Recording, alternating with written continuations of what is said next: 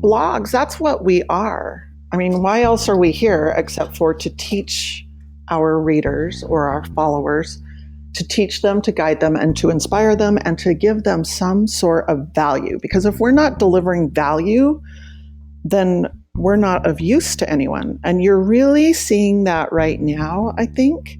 You're seeing it in Instagram. That was Heidi Larsen, and this is episode number 156 of the Chopped Podcast.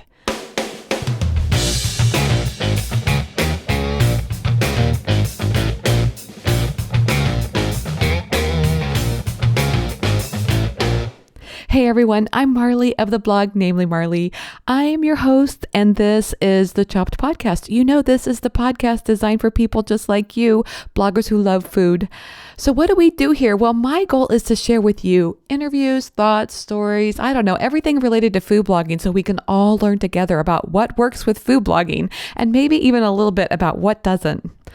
Just a very quick announcement before we get started. We've launched a new course. It's called Instagram for Food Bloggers. If you're interested in taking your Instagram game to the next level, whether that means more followers, better engagement, maybe you want to use Instagram stories more, or you'd like to start using scheduling tools, or maybe it's just creating a gorgeous feed.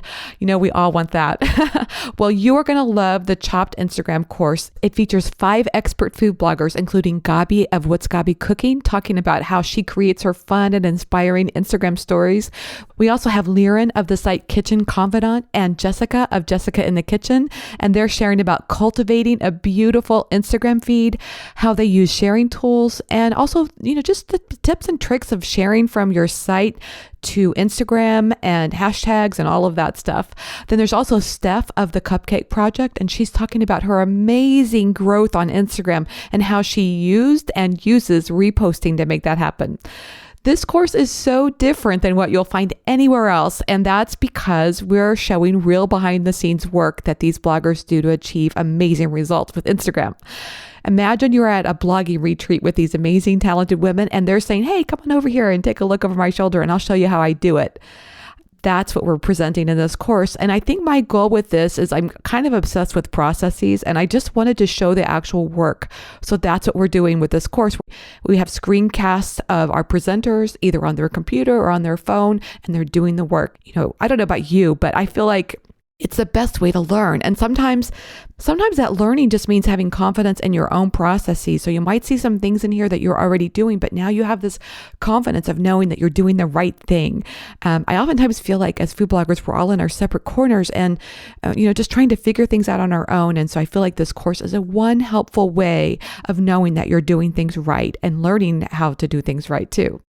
Order your copy of the Chopped Instagram course by going to chopped.academy today. Okay, let's get straight to today's episode. Today, I'm so excited about it because today I'm sharing with you this interview with Heidi Larsen. She's of the site Foodie Crush. I know you know it. Can I just say how I'm so excited about today's episode? Have you noticed? Because I met Heidi a long time ago, and she was amazing then, and I just loved her site, and I absolutely love her food photography and the things that she's doing there. Her photography is just magical, and our conversation was magical too. I was just thrilled to get to spend some time chatting with her about what inspires her and just her, her growth and the way that she learned about food blogging. I mean, I think it's so easy. I've said this before. I know that it's so easy to ascribe to other people that they just have known what they were doing all along. And so to hear Heidi talk about her doubts and insecurities and just the way she learned about food blogging as she went along, I don't know, I found that very inspiring. Heidi has the unique distinction of coming from the publishing background. And I've oftentimes said that I think publishing is something that we all could use to learn more about. Like, I feel like a lot of us understand the marketing, we understand the food photography maybe, and then we know how to write, or we're learning how to write better. But, the background of publishing is really, to me, something that speaks a lot about food blogging. I think that's because as food blogging progresses as an industry, we're learning that we have to meet the needs of our readers while at the same time staying true to ourselves, and finding the kind of middle ground where that all meets together, I think is so important. So Heidi and I definitely talk about that today as well. Heidi also talks about her planner, the Nourished Planner. I love this planner and the thought that's been put into making it more than just a to-do list. It's really, it's a thoughtful reflection exercises that go along each month. And I don't know, I guess things that keep you both nourished food-wise, but also just, as a person as well. Heidi mentions a special discount code for the Chopped podcast listeners, so be sure to listen to the end of this episode and you'll hear about that discount code and how you can order the Nourish Planner for yourself. I'll also leave the link in the show notes page where you can go and order the Nourish Planner and get that discount code as well. I was so inspired by today's discussion with Heidi, and I hope you will be too. So let's get straight to it. Here's today's feature interview with Heidi Larsen. Hey everyone, I'm happy to have Heidi Larsen. She's of the site Foodie Crush, and she also recently published the Nourish Planner, and she's on the show today. Hey Heidi, welcome to the Top Podcast. Hi there. Thanks for having me. Looking forward to a spirited discussion. Yes, me too. In fact, I don't know if you remember this, but we met several years ago in I think it was Blog Her Food in Austin. Yep, I do remember it. Yes. That's back when there actually were conferences that people went to. That's true. And those were always really big ones, but I don't know about you. I don't know. I always felt very overwhelmed. There were so many people there. It was hard to keep up with everybody. Well, yeah, there were a lot of them. And then they were also kind of, I don't know, they were tough to go to sometimes because they didn't always apply, I guess. There were so many different levels. Yeah. If you had the advanced person or beginner. And so you'd have people who would go to a presentation and they would be disappointed because it was too advanced, and some people who thought it wasn't, it didn't have enough information for the advanced people. It was hard to please everybody. Yeah. That's nature of the beast, I guess. It's so true. It's so true. But I enjoyed the opportunity to get to talk with you. And, I just love your site, Foodie Crush. I'm just curious if you could tell everybody what it is that made you want to start that site in the first place. Well, a lot of people say, oh, I started my blog because it was just a passion project and I never meant to make it into a business. But for me, I wanted to make it I wanted it to be my business because, really? Oh, yes, because I had been a creative director and a magazine designer and an advertising and marketing, and did all kinds of stuff for probably 15 or 20 years. I know I look far more youthful than I really am. And I didn't want to work for the man anymore. I used to work in LA, moved back home to Salt Lake City, and I was working for a company, and the company just didn't appreciate the people that worked for them. And it was a very challenging job. And so I figured if there's a way that I could if I can just replace my paycheck, because we weren't getting any benefits, nothing. It's like I got a paycheck every 2 weeks. That was it. And I'm like, if I can replace my paycheck, then I'm going to quit my job. And I come from a background where my parents were always, oh, you want to have that steady, a steady job. Yeah. And of course you want to have a paycheck. But then people just weren't quite as entrepreneurial as today. Kids will graduate from college, and I taught a college course too, a typography course. And these kids are graduating from college and they don't even want to go into the workforce. They're like, oh, I'm just going to become a freelancer. And I'm like, baby, you better get a job first so that you can learn how to actually work with others, how to present, how to create content, and whatever content that might be. It might be in accounting or advertising or whatever. Yeah, that's a good point. Because even as a freelancer, you're working for somebody. You have to understand deadlines and things, reasons why they need a certain way. Exactly. So at the time when I started Foodie Crush, and I started in 2011, I actually had a blog way back in 2009 that I started when we bought and started remodeling our home. And it was called Rock House Remodel because there's rock all on the outside. And I kind of kept up with it, but then the remodel got ahead of me. And so then I quit, and I was working at the magazine, and it was just a lot of time. But then there were Martha Stewart and all these company or these bigger publications were starting to feature food bloggers. And I had the idea to start a magazine. I wanted to start a magazine that was about food bloggers. So it would be like kind of like an in style, like behind the scenes. Yes. Because even food bloggers, even though you're kind of talking about yourself in your life and in your posts and things, I wanted to be more like, oh, we're going to go into the kitchen and go and do this. But I didn't have a budget. I did not want to put it in print because that's so totally expensive. And that's what my background was. I'd worked with photographers all over, the country and blah, blah, blah. I knew how to create content. I knew how to create a magazine. And I was like, oh, look, we could do a digital magazine. So while I was working at the magazine, my day job, I was creating Foodie Crush and then Foodie Crush magazine. But coming from an editorial background, I thought that all I had to do was just like create the magazine. And then I met Maria from Two Peas in Their Pod, and she's here in Salt Lake too. And I actually I hired her to do an article in the print magazine I was working for, our city regional magazine here in Salt Lake. And I was like, okay, how about if you create some recipes and I'll do the photography? And she and her husband showed up at my house, and it was like total grassroots, just like, okay, let's try and put this together. It was really fun, but that was the first time I had met her, and she hadn't even quit her job yet to do Two Peas in Their Pod full time yet. Yeah. So we did that, and then she ended up quitting her job, and I was like talking to her. She said, you need to quit your job. And I had also at the same time was working with a woman named Courtney Carver of the blog BeMoreWithLess.com. And she created her blog while we were all working together at the magazine. And so I had two mentors that helped me kind of push me to say, you need to quit your job. But what you have to do, Heidi, is that you can't just go out and ask people if they want to be in your magazine. You have to actually create your own content. And Maria was the one that told me, Heidi, you need to create recipes and put them up on Food Gawker and Taste Spotting so that then people will see you and then they'll come to your site and all this stuff. And I'm like, oh, you've got to be kidding me.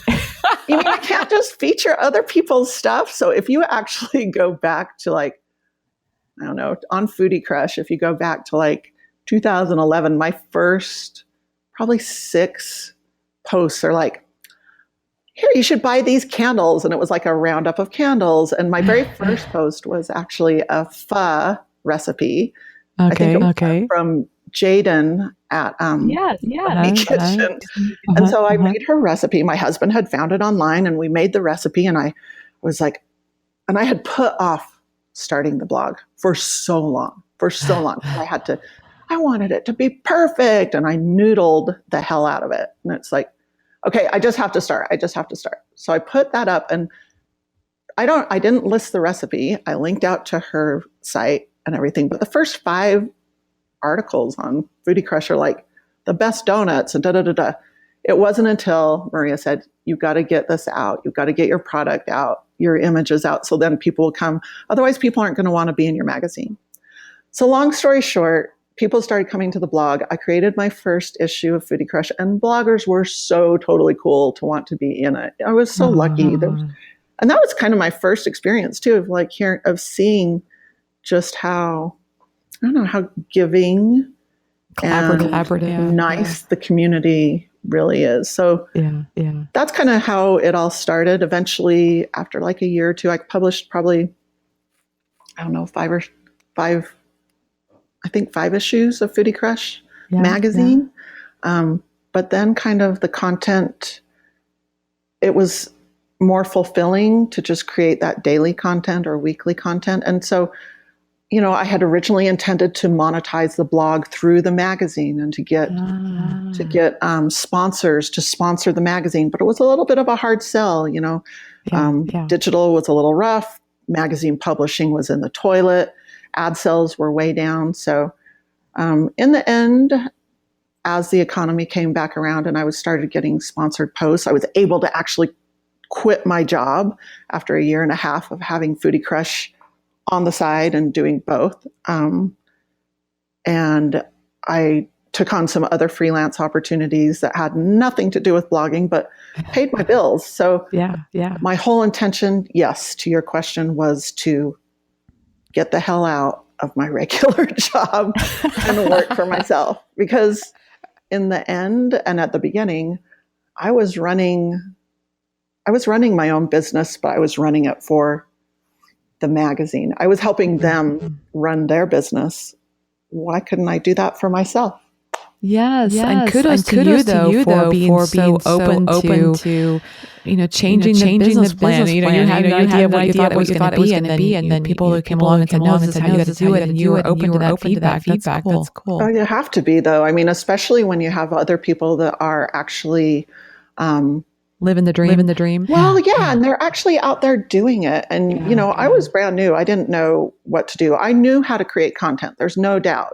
I knew how to craft a story. I knew how to put images with text and how to make that. And I've always loved cooking. My husband and I, before we had our daughter, and even after we had her, but more so before, I mean, that's what we would do for dates. It was ridiculous. Or like when we go out of town.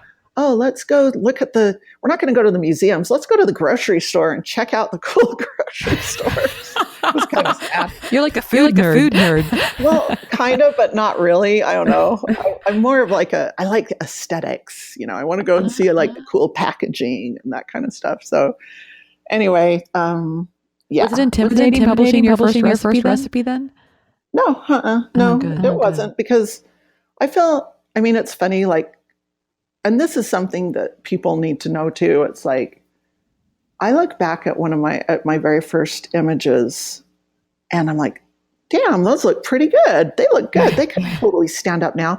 But what happened is that then I started looking at other people's images and trying to kind of adopt what they were doing, or I would try and make them look too editorial, because that's where I was. I'd look at food and wine and I'd try and make it look like theirs or something, just because that's what I liked. I liked the aesthetic. And so then I tried to do that, but you got to do what you do. So I went from kind of doing what I did, and then I went through a phase where I was trying to be something else. And I'm still probably all the time trying to be something else in everything. But you got to just kind of say, you know what? It doesn't matter. Just do what you do and be yourself. And it's funny. My husband, I don't know, maybe a year ago, he saw an image of mine, and I don't remember where it was. I don't know if it was on Facebook or something. He's like, oh, I totally know that that's one of your photos. And I was like, how do you know it's one of my photos? And he's like, well, because it just looks like you. It's a Foodie Crush. It's a Foodie Crush photo. And I was seriously offended because why? I look at my stuff and I am just like everyone else out there, where we are our worst critics. And we're always like, oh my gosh, it doesn't look like that shot or that shot. And Bon Appetit now is changing their style and they're making it super high, all this light that's coming in, or somebody else is they're using super bright colors, or else they're pulling way back and it's super minimalist now, or oh wait, I need to add all the herbs on this background that everybody and their brother is using. So, anyway. Remember that Saturday Night Live skit where they were like, more cowbell? Exactly. Will Ferrell. Needs more parsley. At least I'm not naked like Will Ferrell out there, cooking. Sometimes. Okay. Oh wait, I leave that to my husband. I love it. But I think you such a good point that it's so easy to feel intimidated. It's not the right word, but there's a comparison monster that takes over our brains, and we feel like everybody's doing dark photography, so now I've got to do that now too.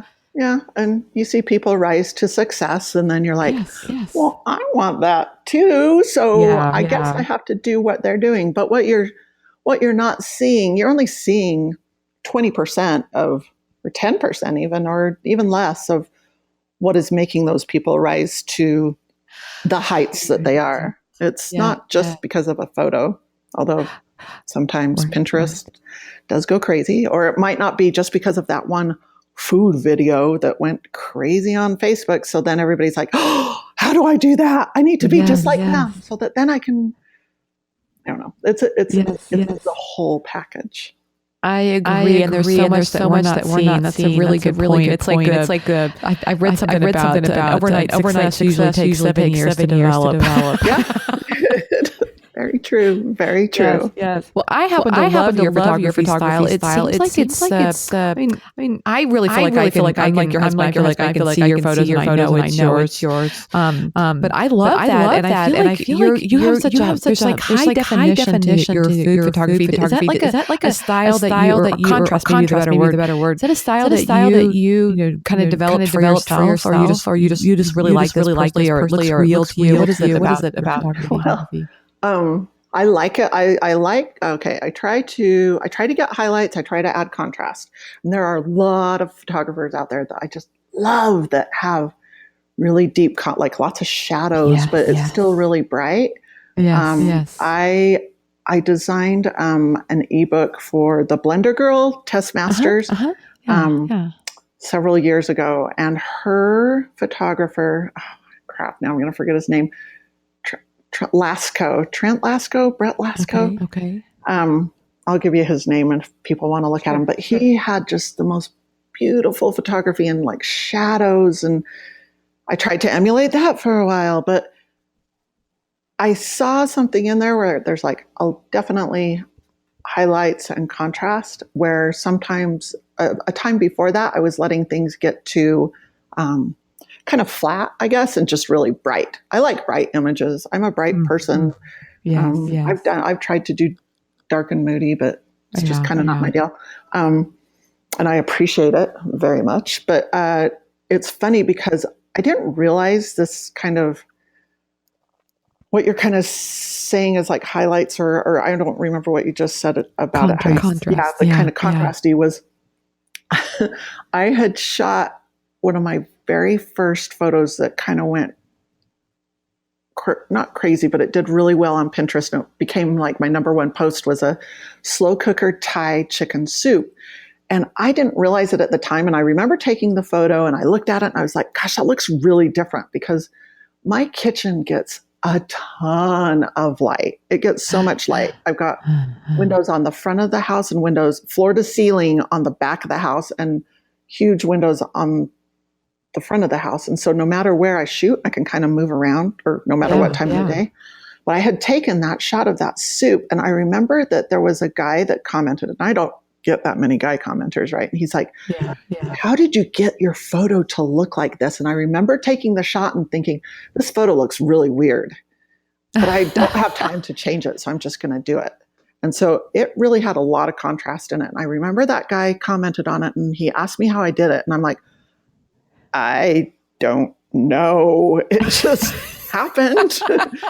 But then I kind of figured out, I guess later on, it just sort of started happening more because it wasn't technique. It was because of kind of how my kitchen is set up and the time of day of when I could get light. Now I've figured out more of how to get a little bit more of that contrast. And it's kind of shooting later in the day, or depends on which way I'm going. But if you can kind of set your light source up so that it's a little bit higher than where your subject is, like your bowl of soup or something, I'm often shooting those right in front of a window so that the light is coming, I guess, facing me, if that makes sense. So it's at like 12 o'clock and I'm at 6 o'clock. Yeah. But and is the light behind the subject? So it's almost backlighting it. But but my bowl is probably down at my knees. Like I see. My set is down really low, so that it gets this kind of. If I have it too high, if I actually shoot it on my countertop, it's too high, and it doesn't get that shadow. So.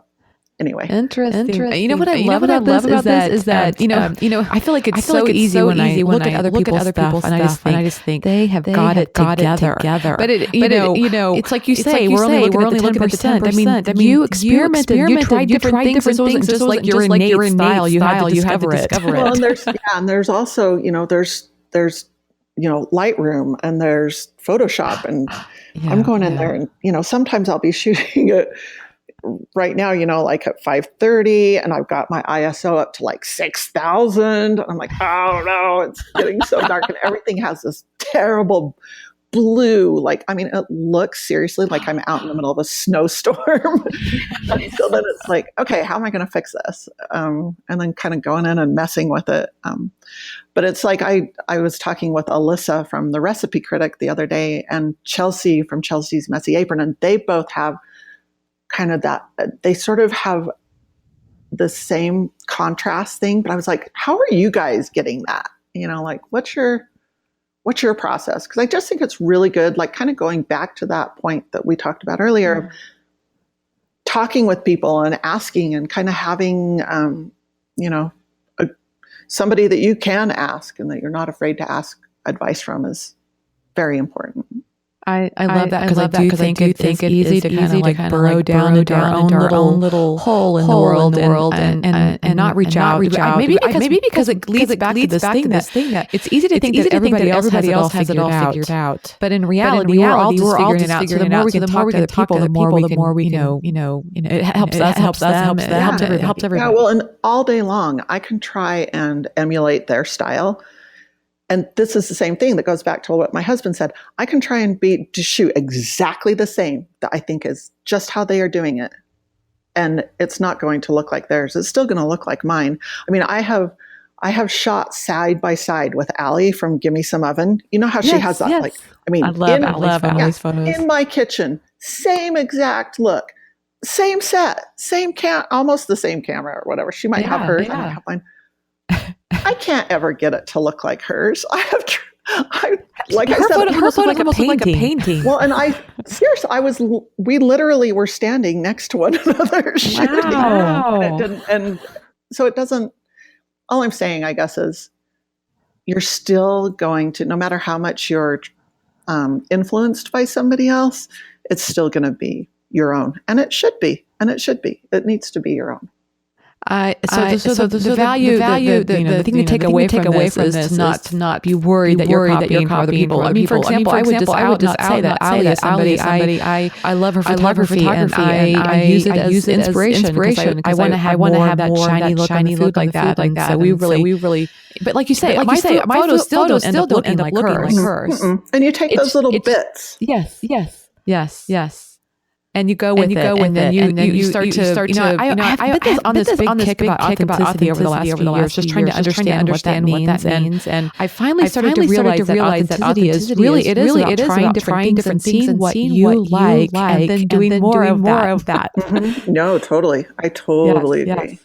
Yeah, authenticity is not like an easy topic. It's something that requires a lot of mindfulness and really understanding what do I like about Allie's photos, and then finding how that shapes me as a person. Well, and I think too that the notion of authenticity and the maybe not notion, but the authenticity in blogging, I think, has gotten sort of this trite label. It's become kind of a trite label. Well, we've got to be authentic, and authenticity is you just want to be authentic to your readers. And well, yeah, duh, of course we do.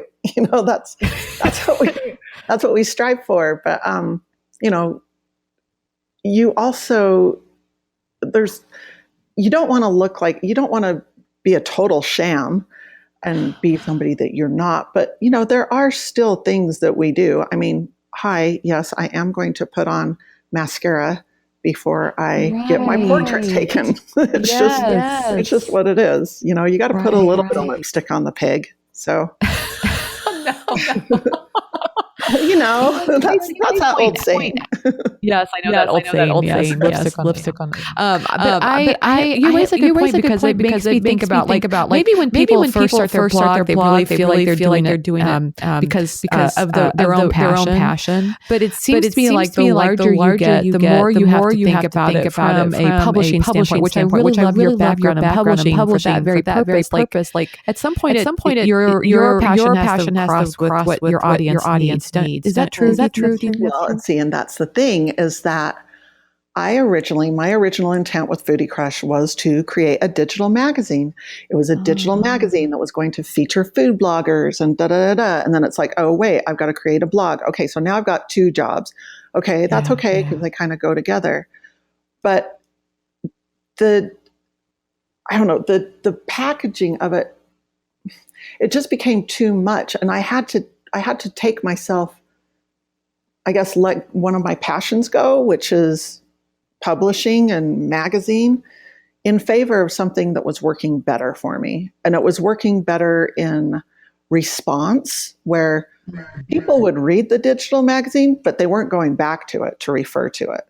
And it was also, I started to feel kind of guilty or bad about asking people to be in it, because that's when Pinterest started really coming into play. Pinterest wasn't around before I started the magazine, and before I started blogging, but then it did, obviously become a huge traffic driver for people.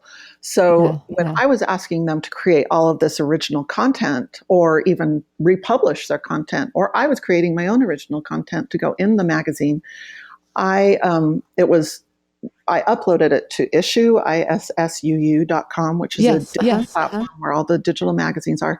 But you couldn't pin from there. And then if you did pin from there, it was sending traffic back to Issuu, not to the bloggers.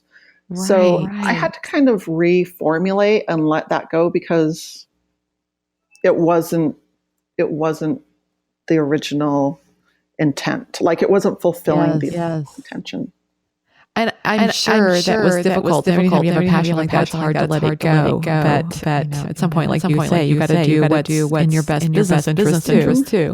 Yeah, for sure.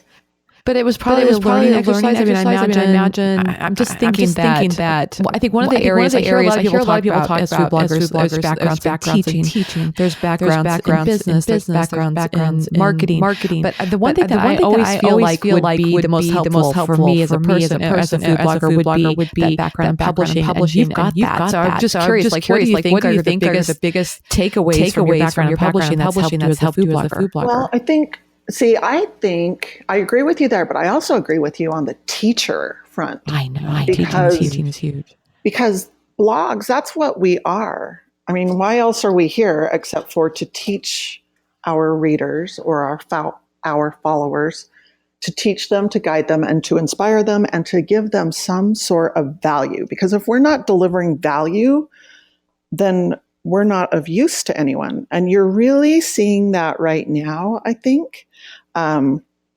It's so weird and interesting and funny, because you're seeing it in Instagram, I feel like. I mean, aside from blogging, and we can kind of come back to that too, for sure. But if you look at the Instagram profiles or whatever, or accounts that are doing kind of the best, I feel like the ones that I want to follow, and the ones that it looks like other people want to follow, is because the people that are behind those, or the companies or brands or whatever, they're behind those accounts, are actually delivering value. They're not just out there pimping their shit.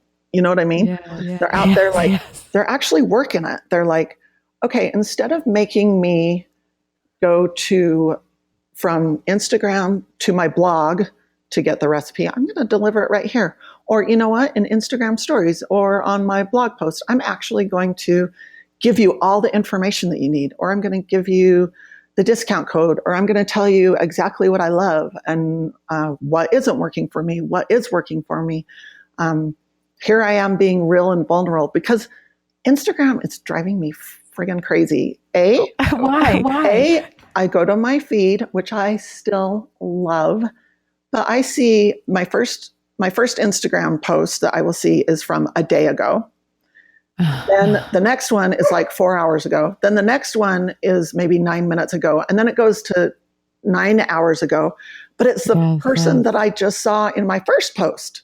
I'm like, no. Okay, so that bothers me. The other thing that bothers me is that we've all become so friggin' curated, which everybody talks about. Perfect. Which is okay. I'm okay with that. I'm totally guilty of it. I'm like, okay, I've got to have a round photo next to one that isn't round, because that will look bad. So, as if anybody's looking. But that's why I think that, Instagram stories, that's why we're all digging them so much. A, because they haven't gotten an algorithm attached to it yet. B, we're able to actually go in and have fun and be silly or share our more vulnerable moments or not have, lipstick on and or just messing around with our cooking something for fun. And it's also the place where we're delivering more value. And you can see it in the bloggers and the influencers and those people where they're not just being influencers, they're being champions for themselves, for products, for brands.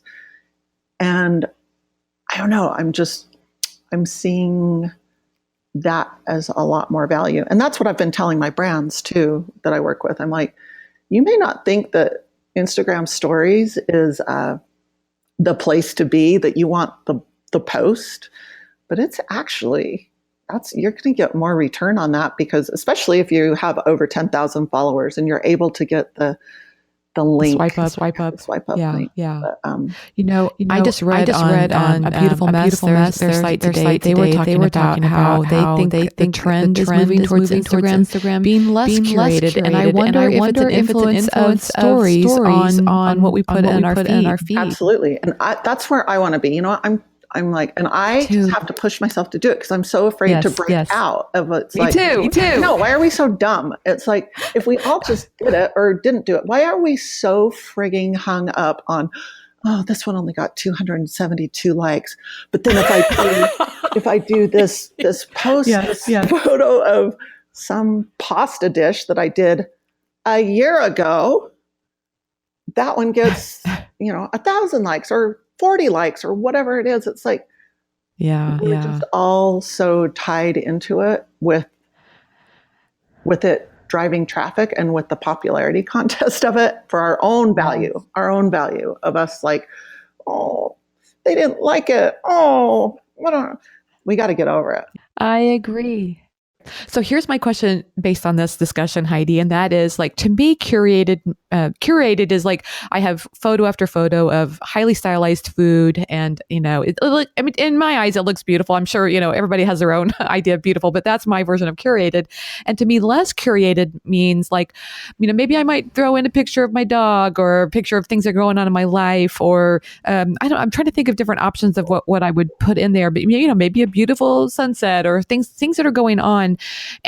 And so where do I marry the two? Where do we all marry the two between less curated, but still providing value to our audience? Well, I think, okay, the thing that I appreciate most in an Instagram feed is I don't want to see just a replica of somebody's blog, right? I can go to their blog and find the pretty cupcake picture or whatever.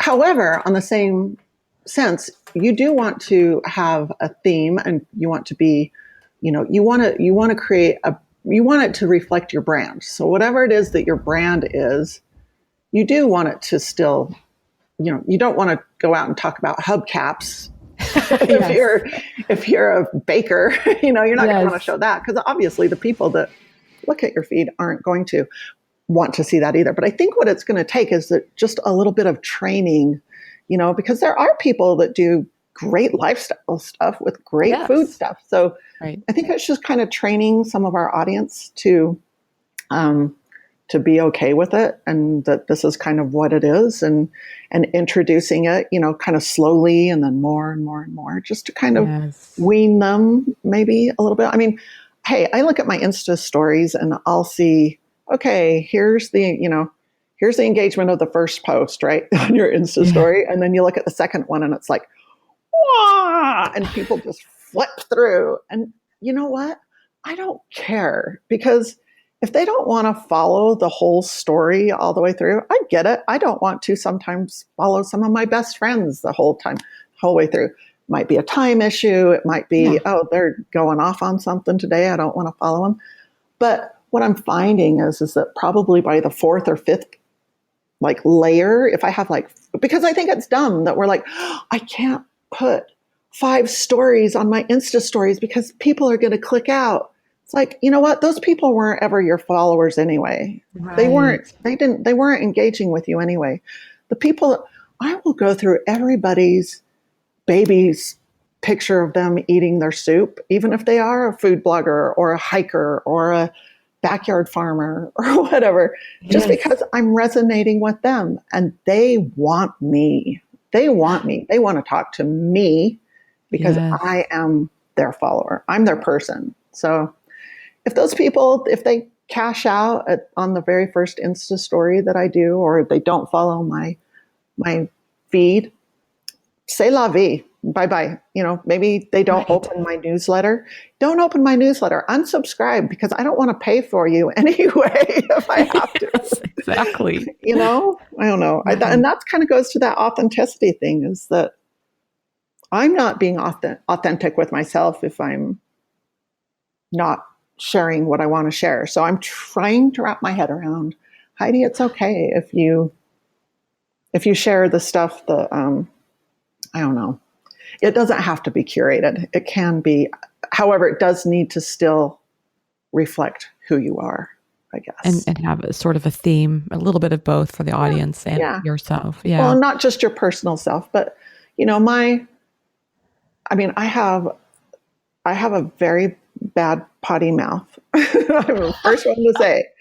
Now, if I were being authentic all the time on my feed or on my blog, it would be littered with cuss words. But I'm not going to do that because it's not becoming of a young lady such as myself. It also doesn't, people don't want to hear that. And then brands are going to be like, I do not want to work with that person because look at what they do. Unless that is your brand. If that is your brand, if I could be Chrissy Teigen all day long, I'd be like, hell yeah, let's do this. Yes, but even Chrissy Teigen, I saw her on Jimmy Fallon the other night. I've got to say, because she's one of my girl crushes. But her Cravings cookbook is awesome. If you guys don't have it, you need to get it. It's delicious, delicious food that you'd actually make, not a bunch of crazy layered things. Anyway, but I was kind of disappointed in her performance because she was so normal. I'm like, where's my wild girl? I need a little taste. So being authentic and being on brand are two different. They go together, but you do sometimes got to ratchet it down. I love looking at that as a spectrum, though, being, authentic versus being on brand. There can be a difference, I doubt. You have to, don't you feel like you want to resonate with your readers? How do you resonate with your readers? Or not, readers or followers, I guess. Yeah, I think I have this podcast is a really good example. When I'm doing the intros, I really try to work myself up to be in this happy place. Even I may be in a terrible mood, but I feel like I want this podcast to be a happy place for people, and I work myself into a happy. I may listen to some great music, but honestly, that's where I want to be, is the happy place anyway. So it doesn't hurt me to do that.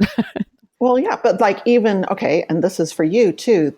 Because podcasters do this all the time. I listen to a lot of podcasts. Yeah. And those beginning podcasts, like at the beginning, they all sound the same. And today we are going to, and it's like, dude, why are you trying to sound like everybody else? Right. You know what? Lose that. Make it, you don't have to have that same cadence and the same points and the same. So, it's just what it is, I think, in business, in life and everything. But again, just, I guess. Yeah. One person I really love on Instagram is Amanda of I Am Baker. Because, if you're on her site and then you go to her Instagram feed, she's got this snarkiness to the Instagram feed that I just absolutely love. I love snarky. Exactly. Yeah. And, and that is Amanda. Yeah. She's awesome that way. I saw her just last weekend. And she's like, what? Why are we, and she'll call it like it is. I'm the same type of person, so I relate to that. I love that. But, you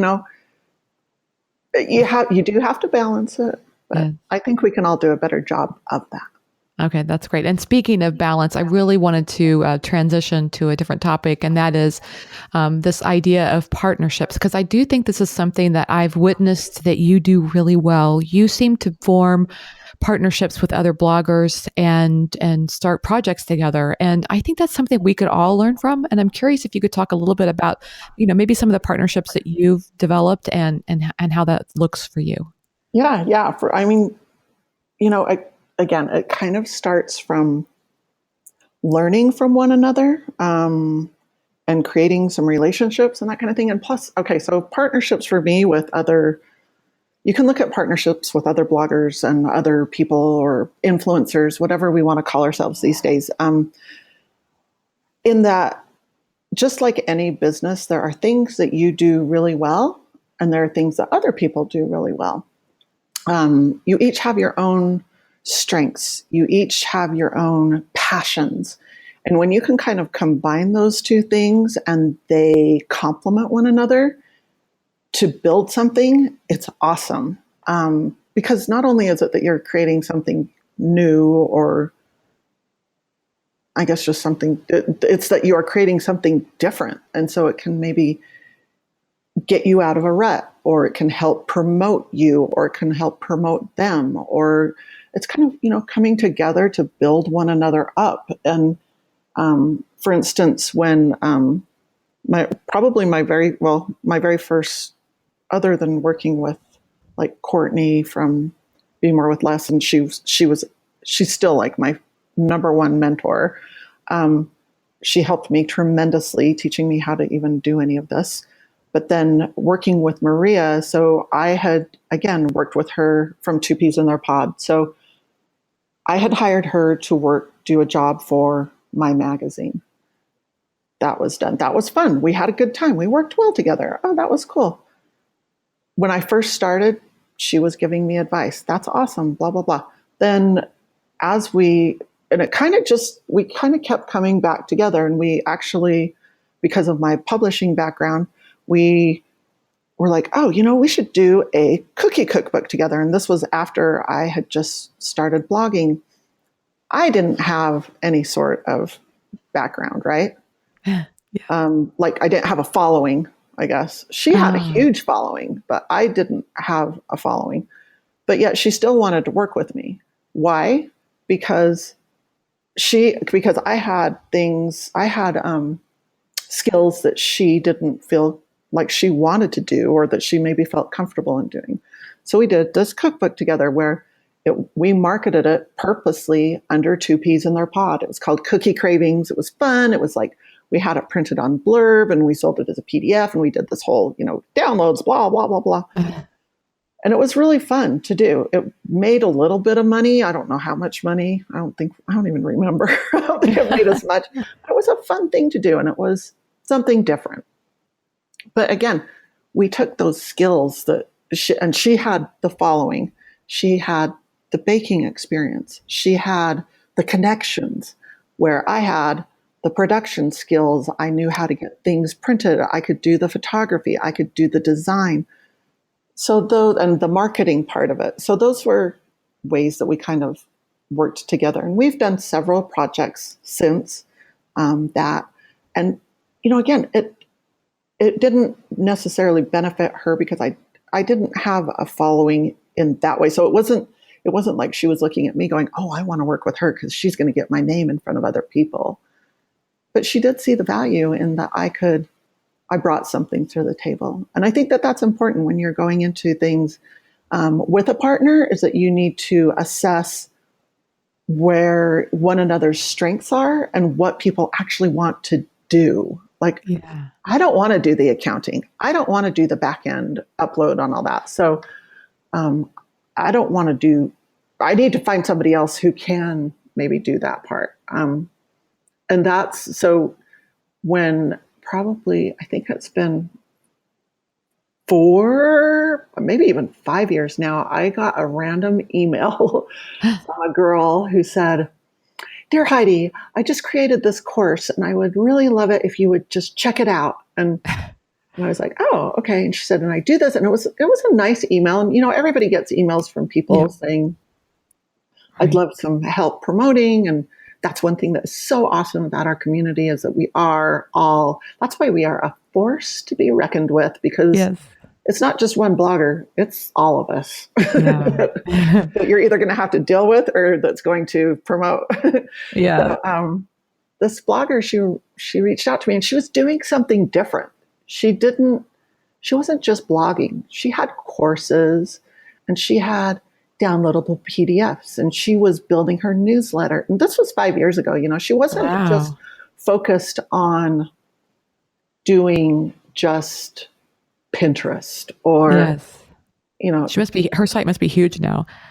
Well, so her name is Alexa with Simple Roots Wellness. And so I looked at her. Yeah. So I looked at her little course, like sort of looked at it. I'm like, oh yeah, I looked at it. I didn't have time at that time to go through it. I didn't think, but we stayed in touch. And I was like, and I said to her, even like right after that, I'm like, I love what you're doing. I love that you're thinking outside of the quote unquote box. I know that sounds like so trite, but it's true. She was promoting herself in ways that food bloggers weren't. Even though she was food blogging, she's a nutritionist. She had a lot of background. I'm like, we should do something together. Or maybe she said that to me. I don't even remember. So we were like, okay, let's do something together. So she had skills that I didn't. I had the production. I had all of a sudden flip-flopped into Maria, where I actually had a following now and I have connections and And she has like this nutritionist background. She's really savvy about like how to promote things and just, and her husband's super good, like nerdy about numbers. I'm like, oh, we'll tap him into that hopefully. Yes. So we decided to do something. And so we've actually been working together for, I don't know if it's been 4 years or 5 years, but it took us about 2 years to finally figure out what we were going to do together. But it's actually been really cool. And we started this course and we were going to do this whole course. And we got almost to the end. Like we had written it all. We had it all dialed in.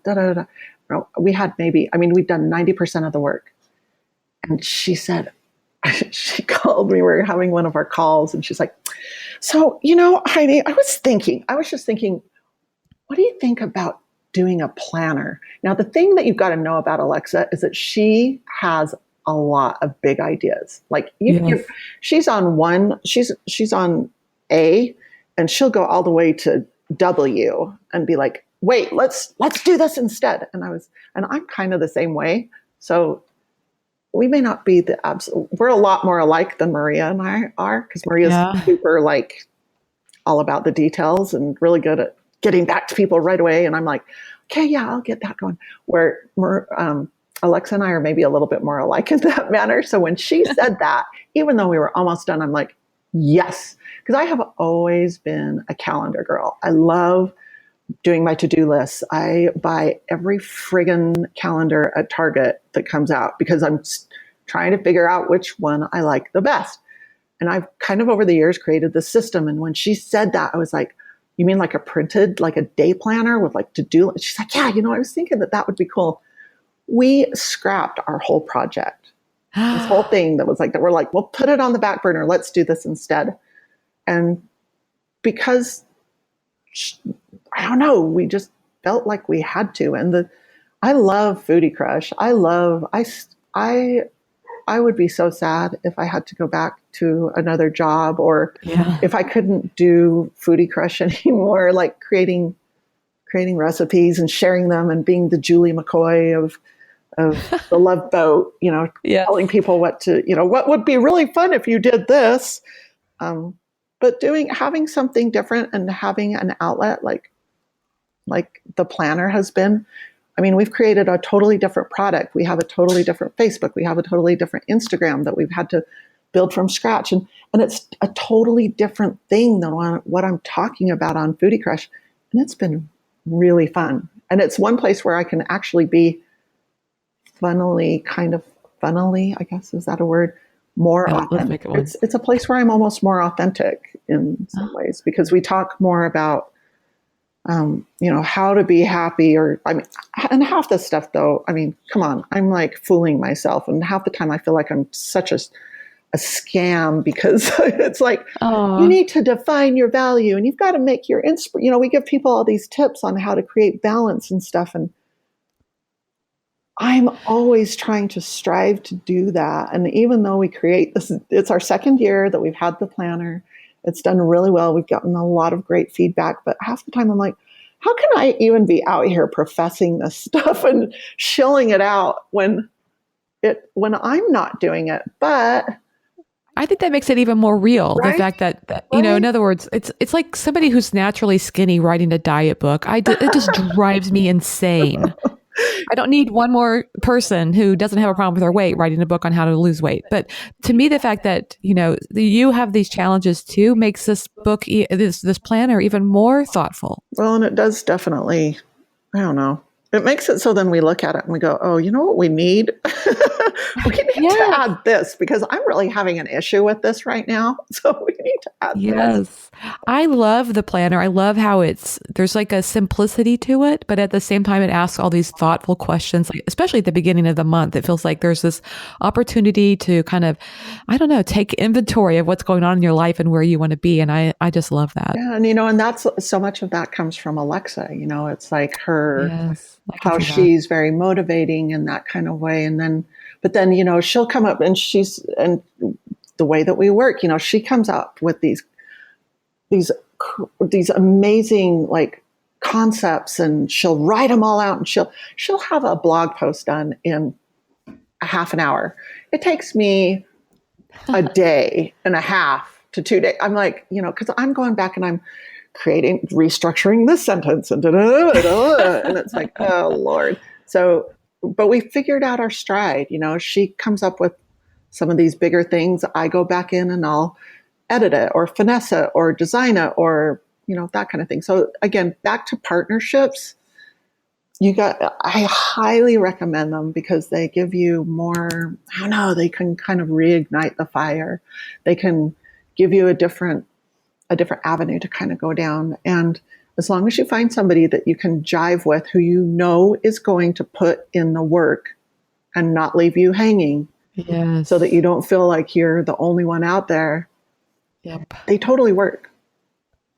And I think also understanding, how you're going to be making decisions. I think that's important. I tried a partnership last year and I don't think it was clear enough how the decisions were being made and it just didn't turn out well as a result. Mm-hmm. So, I think that's the other thing too, is you have to be willing to pull the plug if it's not working. Yeah, for sure. Well, and Alexa had been in a partnership with somebody prior to us working with one another and it didn't work. So she knew kind of what. But kudos to her for reaching out to you anyway, right? And moving forward with another partnership, right? But then she didn't reach out to me to do a partnership, really. It was more like, hey, will you look at my thing? And then as we got to know one another a little bit more, and that's the thing is that I think you can kind of tell, maybe, like, oh, you have stuff going on, and it's like a self-starter. Yeah. But, and the other thing is too, is like, okay, so Maria and I had started out with this partnership together.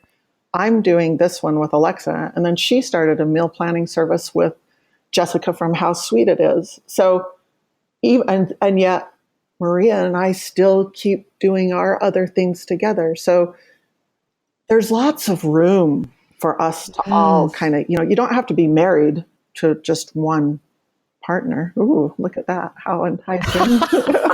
Hey, that's a whole other podcast. But maybe this is the way you can get it out of your system. I don't know. And you can still be faithful. That's right. You can still be faithful to the one you have at home. You can always have more than one partner soulmate, right? There you go. Oh, believe me, I think my husband probably is like, are you serious? Will you pay attention to me for once? Come on. You're always out there paying attention to all these other partners.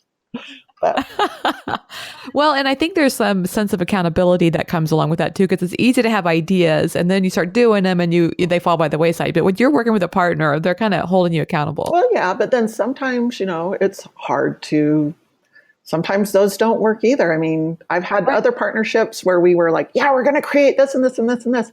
We've had the calls, we've done we've done all all the drive documents and all that stuff. And it's still, we bought the URLs. Well, we still have them. They're still sitting there, but we didn't ever do anything with them. Yeah, that's okay. It's like, I think ideas are a little bit like, I don't know, the lottery or something. You're going to buy a lot of tickets and then every now and then you get a winner. Well, and sometimes you just have to do them. Okay, take, for example, and see, this is another harebrained scheme. So Maria and I were with a couple of other bloggers at a retreat, which is a retreat that we actually produce and put on, whatever. And so we were with Alyssa from The Recipe Critic, and Chelsea from Chelsea's Messy Apron, and Malia from The Malia Show. And if you don't follow Malia from The Malia Show, you really need to, because talk about someone who gives value to her followers. It's why she is totally a success at what she does. But so we were talking, and it's like, oh, you know what we should do? Because everybody's like, oh, we need to do Facebook Live and blah, blah, blah. Like, we should do like an online cooking show, like a Facebook cooking show, but do it on Facebook Live. And we're like, that'd be so fun. And we could kind of make it so that we're like giving tips, and we each have like a little segment. I mean, it's just talk. Yeah. We're like sitting there talking. Oh yeah, that'd be fun. Now, having the idea and actually doing it, those are two very different things. Yeah. Because like me, I would have spent, forever like, okay, well then we need to do a marketing plan, and we should probably do a survey. Or, well, actually I don't really operate that way, but some people do. Yeah. But you know what we did? Like a month later, not even a month later, like 3 weeks later, we actually did it. We did this Facebook Live cooking show that I designed this little janky logo, and we threw it up on a Facebook page, and then we like announced to our fans, hey, we're going to do this. And we got the video equipment, and we hired, we didn't even hire, one of Maria's friends is a video producer, and he like set up this whole thing, and we did it at Maria's house. And it was so much fun. It was so much fun. And we called it Social Kitchen Live. And it's just a fun thing. Again, partnership. We don't know where it's going to go. We don't know we're going to do it again, probably in like 2 weeks. We were supposed to do one in January, and we didn't. So we did one at Christmas, probably going to do one again in 2 weeks. But that's the thing. It's like, it's just something different. And instead of me sitting in my kitchen trying to do a Facebook Live by myself, look at how much more fun it was for me to like pull a couple of my local blogging friends together, and we actually produced something that was kind of cool, and it was different. So yeah, that is so cool. And Facebook Live it's a great thing to do. And I think so many people are afraid to do it. And then, but having some people that you can do it with, I think it just makes it sound easier, more fun, like you said. So much more fun. And what was our level, or what was our gauge of like success? We didn't have any expectations. We didn't know if anybody would turn in or not. I mean, we purposely put it on, like posted, like the main feed was on Alyssa's Facebook page, because she has a huge following. And you would think with that huge following, or we would hope that we would get crazy numbers. It did well. I don't know if it did bang up well, but it didn't really matter, because we actually had fun. And it was just like, you got to start somewhere. Start. You just got to do it. It's the same thing that I did with Foodie Push with the magazine. It's like, you just got to do it. You just got to start. It's kind of unusual to think that you would have huge success on the first one. It always seems to me like it takes 3. Whatever you're doing, if you're writing an ebook, or it seems like I've read your first ebook may not do anything, but when you get to 3, then things start to take off. Yeah, that seems right? I mean, that's what like recording artists or authors. That sounds right. Authors. Yeah. I agree. I mean, how often are they sending out, their book proposals, and they get, rejected, and then along comes the one that takes them up on the deal. So yeah. Who knows? Yeah. So let's get back to the planner, because I have this thing with organization, and I'm not saying that I'm overly organized. I am obsessed with it. Let's just say it that way. I love organization. I love, processes and how things come about. And I feel like this planner is a great, is it designed for food bloggers, or just designed with food bloggers in mind? Well, it's really designed for just anybody. So yeah. So how it came about is because I have my to-do list, and the way that I would always section it out was that I have my top 5 to-dos, like of the day. Like I would put 1, 2, 3, 4, 5. And then below that, I would kind of make all of these little boxes just on a piece of paper, right? But I would section them out by like email, blog post. I've got to cook this. I've got to my accounting, or my daughter. What do I have to do with her? And so I would have all these like mini compartments underneath. But what I was finding is that, because surprisingly enough, I didn't get all 5 of those things done a day, and the 85 other things on that same page, there's no way I was going to touch those. So I was having to like rewrite them I was rewriting and rewriting every day, every week. It was the same to do that I wasn't getting done. But I'm the type of person, like if I don't see it, then I'll forget it. So I always feel like I have to write everything and keep it in.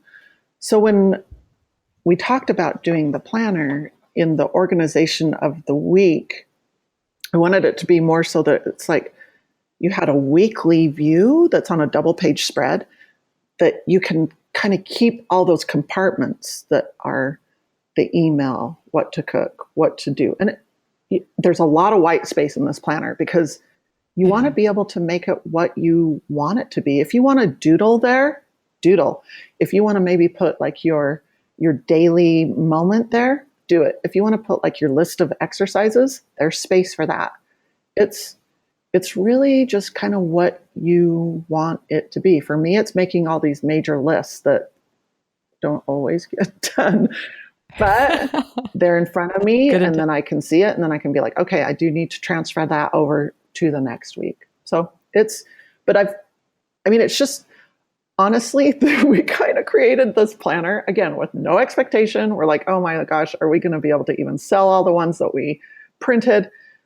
But we kind of did it because we wanted them for ourselves. Like I wanted the printed planner just so that I could use it. And I'm like, if I like it, then hopefully other people will like it. But I think that some of the real value that we've morphed into it, I mean, it has a meal plan too, space on those weeks so that you can kind of lay out your meal plan for each day.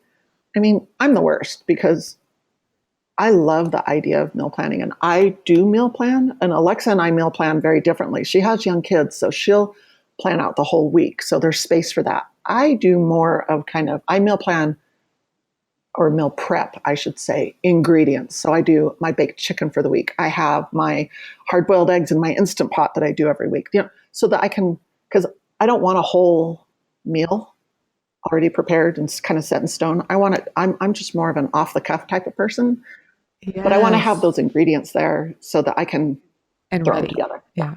But there's that, and there's like weekly challenges. Those were probably the funnest things that we did this year, where it's like, create a frivolous happiness list. That's like one of my favorites, because all the time I'm like, okay, we have all these to-do lists, but why do we have a to-do list of just everything we have to do? I want a to-do list of stuff I want to do. And the saddest thing is, the number one thing on my frivolous to-do list is to bake and cook for fun. Not because of a recipe. Not because it's like, oh, I've got to test a recipe, or, oh, if I do make it, then will it work for the blog? It's like, or it's like, no, I just want to do it just because I want to. And I'm trying to incorporate more of that in my life. Or read a cooking book. That's kind of fun too. Read a food writing book, or read Donna Hay magazine, or whatever it is. That it just feels like fun. But there's just, I've loved it. We've gotten so much great feedback. I mean, it's fun, and it's fun to keep up with, like actually, doing the Instagram account, and we have like our newsletter that we send out every week with the meal plans, and I don't know. And then we created this whole other batch cooking basics. It's a PDF for like how to meal plan. So instead of actually meal planning, you know how a lot of meal plans are like, okay, make your sweet and sour chicken for Monday, and then Tuesday make tacos with lobster meat, and then Wednesday, so like none of the meals go together. Yeah, so there's like leftovers, but they're never getting eaten. They don't go together. So we were like, okay, batch cooking basics. You create like Yes. your protein and your grain and your salad and your veggies, and they all go together because of one master sauce. But then we give like 4 master sauces or something in the PDF. Yes. Because then you've got all these options, and you can mix and match them and layer them, kind of like an outfit, like your outfit for the day. So you've got like your pants and your shirt, but then how am I going to accessorize it today with my sweater or my scarf? And then maybe I'll add these cute earrings and bracelet. Yes. Ooh, but I don't want that, so I'm going to take it away. Anyway, I'm talking way too much. That's really important when you travel. I feel like when I travel, I will only take one pair of shoes, or maybe my tennis shoes and one like black shoes, because and then everything has to work around those shoes, because I'm not packing a bunch of pair of shoes. Right. And it's kind of and it's a smart way to cook. Yes. Anyway, I'm talking way too much. I love it. Rambling. No, this is great. This is great stuff. And what I was curious about is, does the newsletter, is it only for people who have the planner? Because I love the newsletter. I think even if somebody's not going to get the newsletter, they should at least sign up for the email list. No, so it's just, it's random emails that we send out on Nourished Planner, or I guess it's nourishedplanner.com, and you can sign up for the newsletter. And we give a lot. I mean, we give a lot of content away. I mean, there's a free meal plan in there that isn't the batch cooking basics meal plan, but still, I mean, it's like, and helpful. There's inspiration. That's the thing because I love those inspirational things. That I love people telling me how to make my life better. I'm like, okay, how can I save time? How can I, like, the productivity plan? It's like, I'm reading that right now. It's like, what are those things that are going to make my life better? Now, getting me to follow them and implement might be a little bit more of a challenge, but you know what? That's why I have the planner, because it's giving me the guide and giving me the tools to actually do it. And surprisingly, Marley, I created a morning routine. That's right. I did. That's right. Wow. Why? Because of this stinking planner. Can you share what your morning routine is? Yeah. Well, and hey, I'm by no means perfect in any way. And so I give myself the grace to, if I don't do it, I'm not going to beat myself up over it. Sure. It's like, whatever. I don't have time. You know what? Today I do have to start working at 6 a.m. So I'm not going to do my morning routine. It's okay. It's all right. Just do when you can. So a lot of this is based on I keep talking about Courtney, but she, from Be More with Less, she's my number one inspiration. And so her morning, she's like, Heidi, you need to do this, this, and this, and this, and it'll totally help you. And she's totally right. So get up, and first thing, because my grandma always used to, I drink a full glass of water with a little bit of lemon in it. And I'm like, oh, grandma used to do that. I should totally do that. Start my day off with hydration. Then I will go downstairs and work out on we call her Giselle. It's actually a gazelle, like one of these little walker things. I'll either do that or I'll walk my dogs. I used to work out with a trainer, but I didn't. And I worked out with a trainer for 8 years before I had my daughter, and was in the best, great shape and everything. I had my daughter. And I think after I had my daughter, like after I had her, not even losing the baby weight, I weighed like probably 20 pounds less than I do right now. How sad is that? But you know what? I'm giving myself a break. And, so I go down there, work on that, or do a workout on that, and then meditate. So I go into one of the bedrooms downstairs because the dogs aren't down there bugging me and that kind of thing. I use Headspace right now. Yeah, I do too. And I was thinking, I've signed up for Oprah and Deepak Chopra's meditation thing too. But I'm going to. He's got a great voice. They both have great voices. Yeah. So I'm just going to stick with Headspace for right now. So I do Headspace just for like 10 minutes.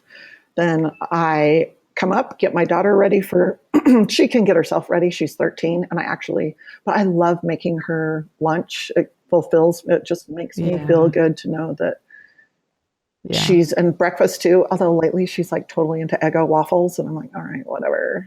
Have an egg with it at least. So, and then I get her to school, or she gets to school, whatever, with her friend. And then I take my little journal and I go to my local Smith's or another where they have a Starbucks in there, or else I'll go to one of the local Starbucks and I sit and I journal, and I'll journal for, I don't know, 15, 20 minutes or however long I feel like it.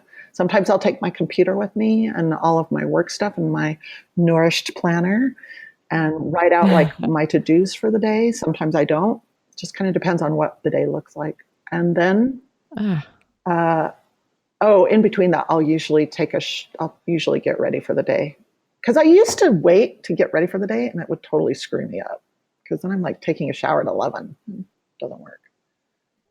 Or then you're taking it, then it's like, I'll work out after lunch and then I'll take a shower after that. And then that doesn't happen. And then it's like, I'll do it at 5 o'clock. And then that doesn't happen. And then I'll do it tomorrow. It starts all over again. So that's my morning routine. Yeah. I love your morning routine. It sounds. What's yours?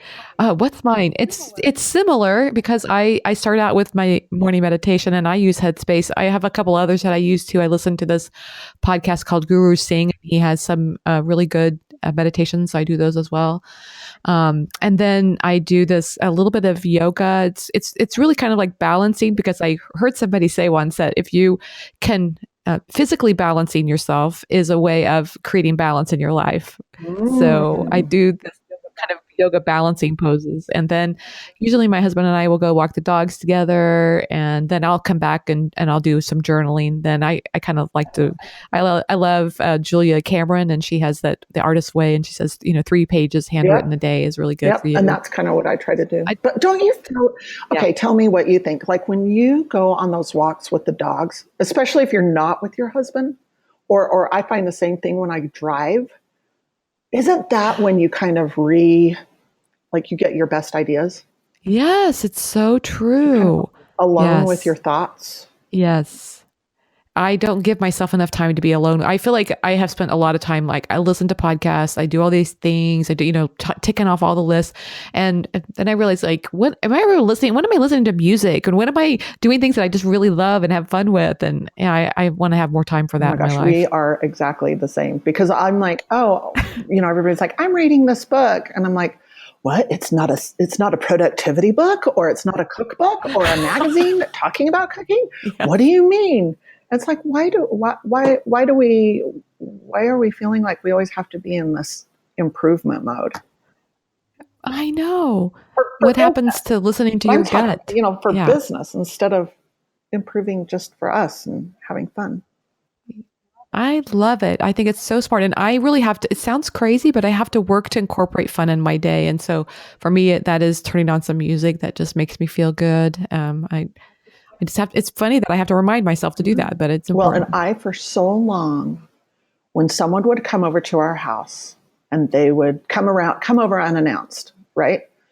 And the neighbor or Jeff's dad used to do this all the time, stop by, and I'd be in the middle of a project, right? Heaven forbid I should stop doing my so important project to sit down and actually talk to a person who just made time to come and see me. Oh no. So my husband will sit there and talk to them, right? And they'll be out there. And I used to find myself like going back to my project and just like literally kind of getting upset or seething or like, what? Why is he? How can he just sit there? Does he not know how much we have to do? And it's like, it's just the dumbest concept ever. Do I remember any of those projects? No.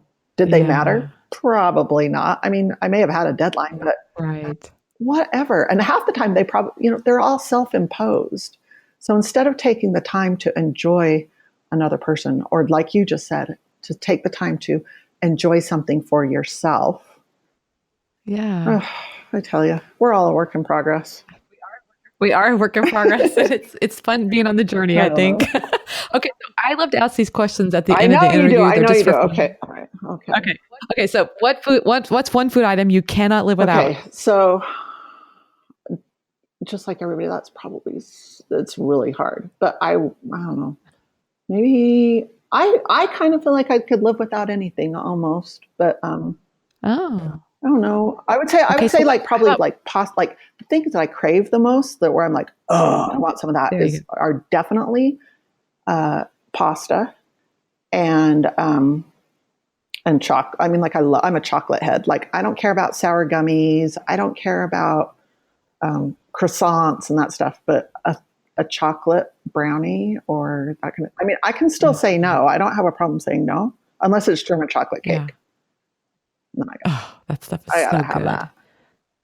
Yes. So that's my answer. But chocolate, ooey gooey, chocolate or something. Yeah. That's I could live without them. If I was a diabetic tomorrow, I would be fine living without them. But that's I got you. Maybe I need to change my question. It's like, what food do you just really love? Well, no, you keep your question the same for sure. Okay. You're just changing the answer. I like weird. it. No, I think that's great. Is there any particular kind of pasta that's your favorite? I worked with Delalo for a long time. And I love their pasta because it's just, do you mean the brand or you just mean a thing? Any of the above. That's great. I love their pasta because it's, and I haven't worked with them for like a year or so this isn't even sponsored. What do you know? But it's really toothy. It's a real high grade pasta. It has semolina flour, a high grade flour in it. So it's not like slippery. It's just super good. Right. But I love gnocchi is hands down. When I see that on the menu, that's what I'm getting. Gnocchi for sure. As long as it's good. I don't care for prepackaged gnocchi. I want gnocchi. And then just any pasta, anything. I'll eat it all. I'll eat it straight from the fridge. No problem. Not even heating it up.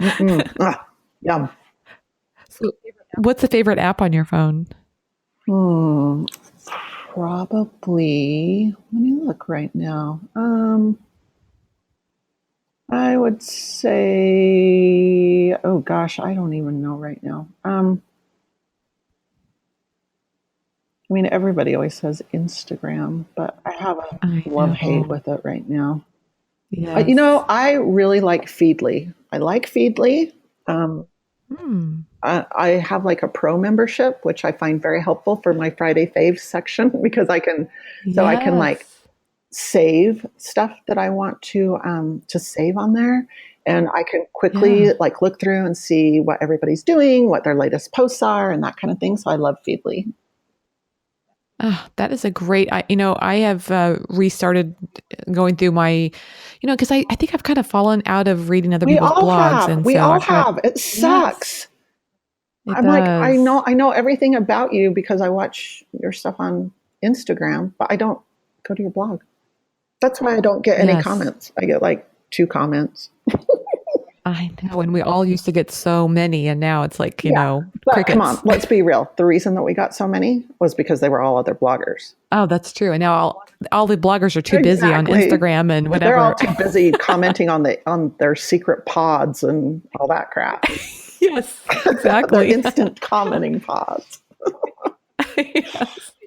Okay, do you have any time for TV at all? And if you do, what's your favorite show? I love TV. We don't watch a whole lot of it anymore. We used to. I mean, like, oh man, I grew up on TV. Loved it. And I don't watch it that much anymore just because my daughter's at the age where we're like taking her everywhere and doing stuff. Yeah. But there are probably the main shows that we watch because, okay, this is how bad I am, how bad our family is. And this is fully being authentic, transparent. We eat dinner in our bedroom in the big bed because that's where our TV is. And it's like the times when we actually do sit down to have dinner, we'll eat at the kitchen table too, at the dining room table, everyone, but if we just want to like veg, like we don't eat down on the couch and that kind of stuff, but we'll go in there and we'll watch Modern Family and we'll watch Blackish because it comes on after Modern Family. And then we watch Last Man on Earth. So that's what's on our like DVR, I guess. Last Man on Earth is so funny. That show so weird. It's awesome. And then every night I have to watch Seth Meyers And I have to watch Colbert because I like their political commentary. And I'll leave it at that. Yes, they are just really just owning the networks right now. I just love them. Love them both. Yes.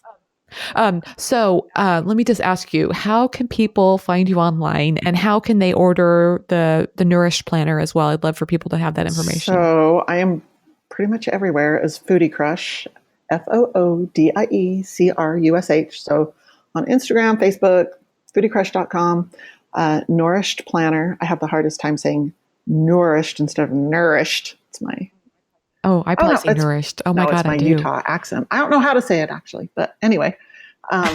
Nourished. So you can find the planner at nourishedplanner.com, NOURISHED planner.com.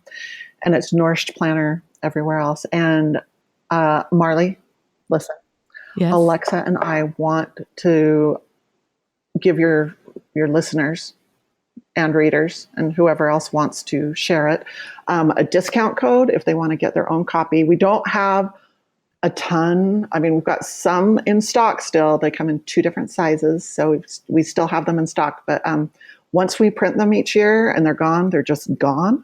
But we want to give you guys a discount code of 30%, which is the biggest. That's the biggest discount that we've given. So if they want to go to Nourished Planner and order one, it's at nourishedplanner.com. There's a shop button. You can hit that and then just hit or enter chopped 30, CHOPPED 30 at checkout, and 30% off your whole order, however many you want to get. I think I'm hearing you say don't tally on that don't delay, because it sounds like, based on how much supply you might have left, if it's all gone, then you don't get one. Once they're gone, we don't reprint. And last year people were like, aren't you going to reprint them? And we're like, no. No, are you kidding? Yeah. No. Yes. I love it. Yeah, for sure. Or just follow us on Instagram and you can get lots of fun tips. We share all of our weekly challenges and stuff there when I remember to post. Heidi, thanks so much for taking the time to talk with me. I had a wonderful time. Marley, it was fun. It was fun talking to you. You have such value and you're doing such a great job. It's so great to listen to you, and it's fun to listen to how your podcast has kind of evolved too. I like it. Thanks to Heidi Larsen for being my guest on today's episode of the Chopped Podcast. Be sure to go to chopped.academy to learn more about today's show, and you can also sign up for the Chopped Academy Instagram course while you're there as well. Thanks to everyone for your reviews of the podcast on iTunes and Stitcher and on social media as well. Please keep spreading the word. You inspire me, and I hope today's show was helpful and inspirational to you as well. Now go forth and be your best you.